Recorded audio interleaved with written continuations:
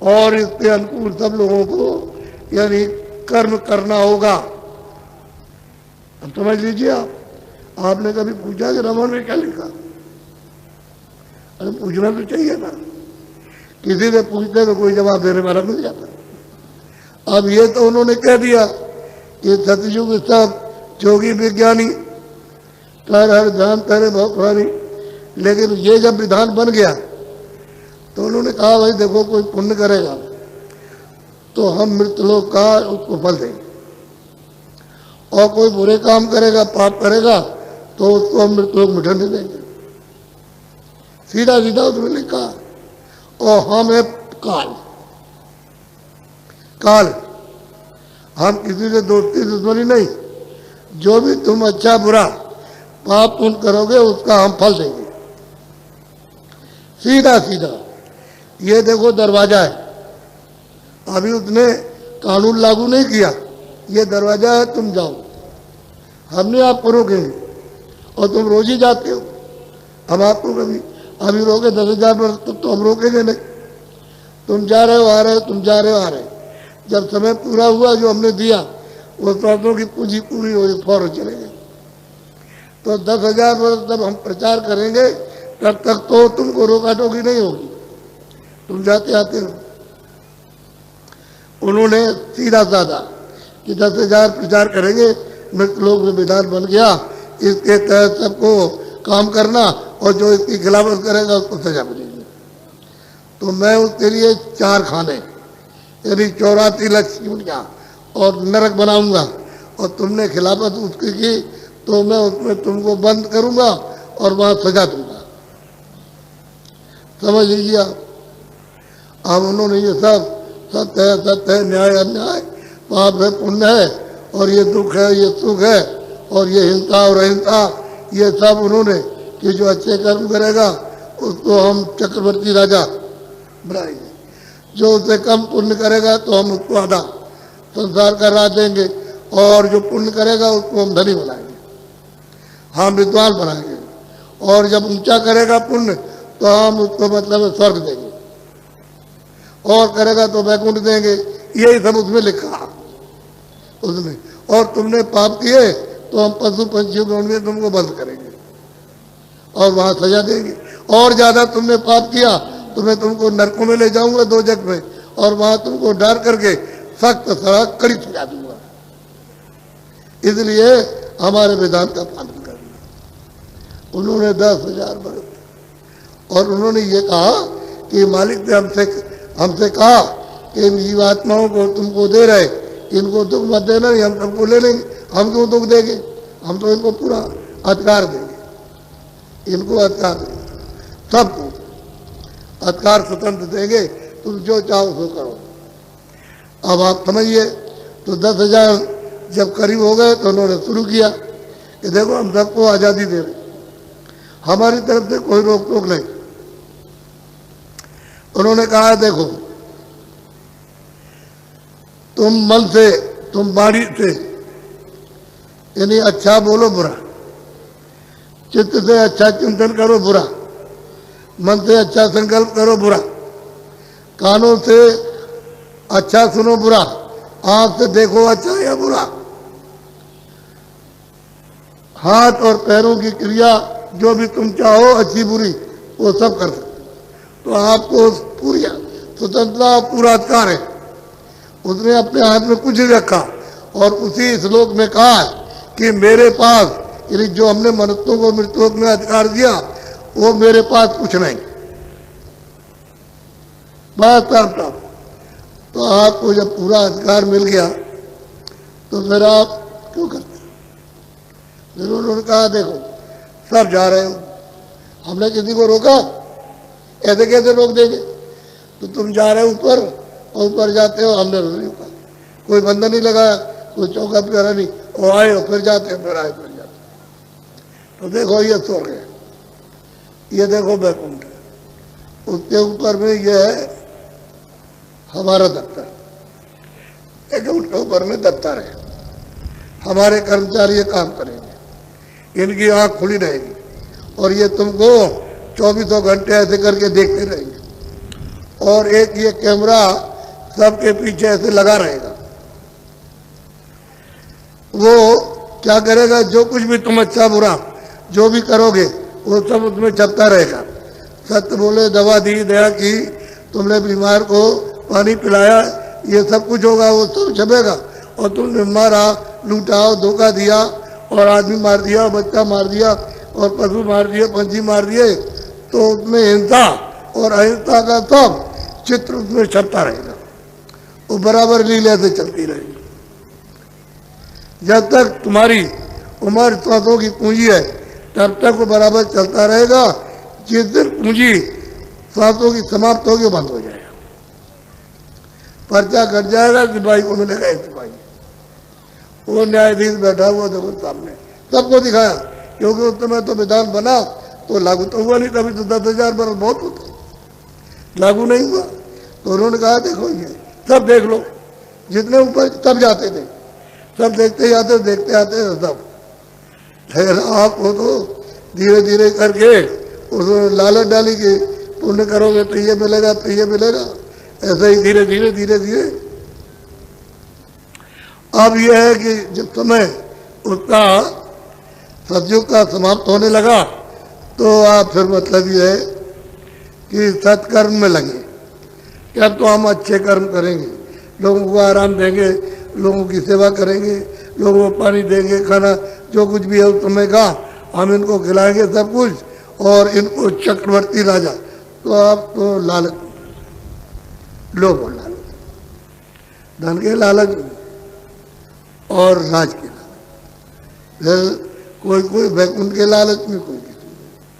जब इसमें फंसे तो आप उस समय पर खराब कोई कर्म नहीं करता है। जब समय पूरा हुआ तो शरीर छूटा,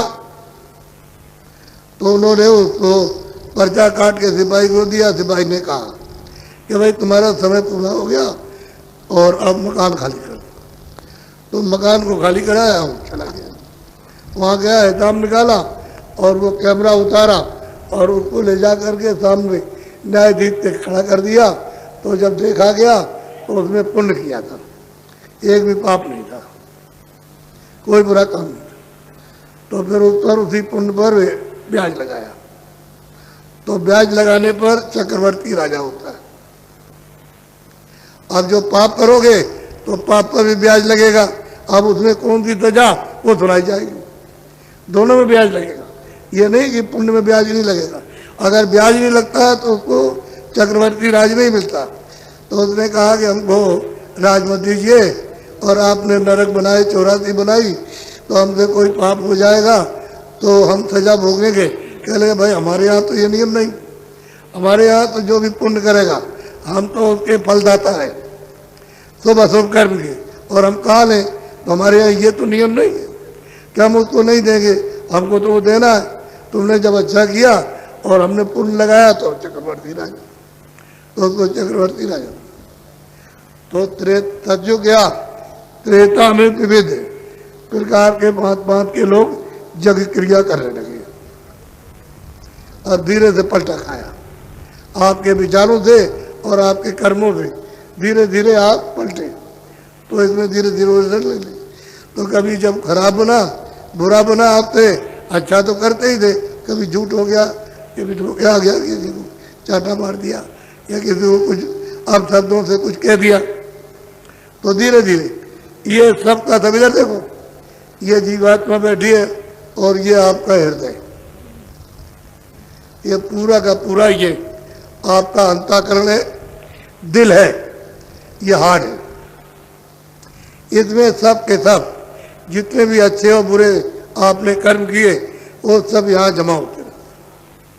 जमा करना, आपको तो ये पता नहीं, किसी ने बताया भी नहीं आपको कि ये जो है ये हृदय है, ये अंतःकरण है, और ये दिल है, ये हार्ट है।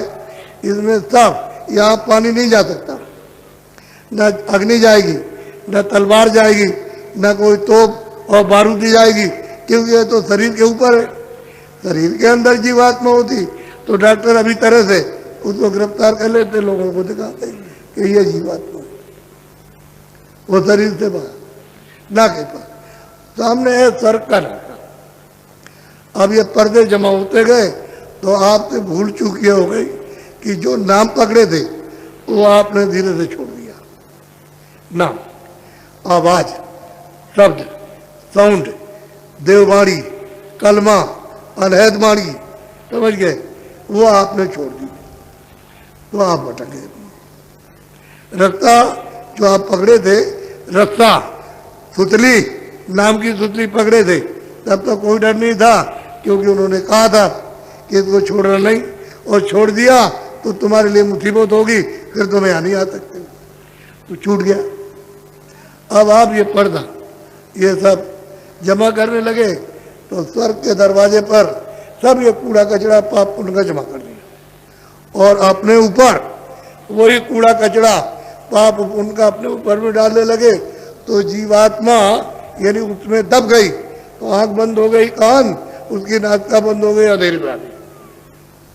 अब पता नहीं हम किधर जाए, कुछ मालूम नहीं। तो त्रेता विविध नर जग करें, अब विविध भाग से ये क्रिया करते थे कि शायद किसी से हमारा कल्याण हो जाएगा, लेकिन वो तो अज्ञान, वो तो जीवात्मा की आंख और कान और नाक बंद हो गई, तो क्या करें, किधर जाए।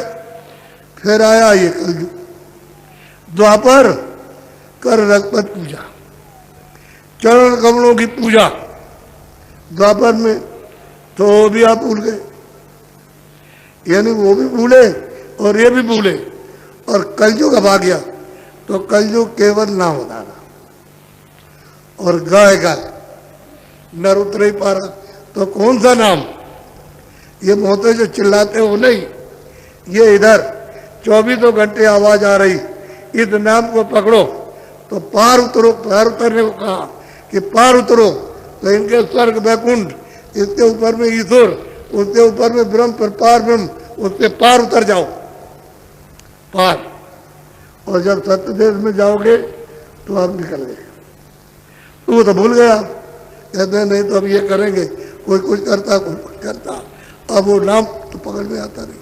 कोई जानता हो जानने वाला और नाम को पकड़ के जाता था, वो तो बता देगा, वो तो कोई कोई अरे है, लेकिन कोई कोई उनको आप पहचान नहीं सकते। इनमें ये है, वो अगर पहचान दे तब तो दे सकते हैं, वैसे आप वो महापुरुषों को पहचान, जो रोज आते जाते कलयुग में, उनको नहीं पहचान सकते हो। और बहुत सी जीवात्माओं को इसी मनुष्य शरीर में यानी अभी जगाते जगाते बहुतों को पहुंचाया, और आती और जाती। अरे भाई तुम अंधेरे में कहाँ हो, आपको कुछ देने आए, आपसे कुछ मांगने नहीं आए, कुछ अमोलक चीज। जब आपको कह दिया कि राज से, पार से, धन से, दौलत से, चांदी सोने से, हीरे जवाहरात से बहुमूल्य चीज देंगे, तो आप इस चक्कर में कैसे, आप यहाँ फंसे। अब आपको जब आपने किया बुरा कर्म तो कहा मैं कानून सुबह सो कर्म का मैं फंसे। तो आपने अशुभ कर्म किया तो यहाँ कुत्ते में, बिल्ली में, चूहे में, जीव जंतुओं में आपको ले जा करके बंद किया और मार मार करके कर्जे वसूल कर दिए। पहले कोई नहीं किया, पहले एक भी जीवात्मा, एक भी सूरत, एक भी रूह, उसमें एक भी सोल पहले उसमें नहीं गई। ये जो कर्म किए, मनुष्य शरीर मिला है कर्म करने के लिए, और वो योनियां सब मिली भोगने के लिए। तो इसमें से जब हिसाब हुआ तब उसने भेज दिया कि जाओ, अब वहां जाओ, रोज चिल्लाओ तो सुनता। और ज्यादा आपने अन्याय किया, अनर्थ किया, यानी हिंसा की, तो फिर वो क्या करेगा, वो हुक्म देगा जाओ इनको ले जाओ नरक में। आपको तो कुछ पता नहीं।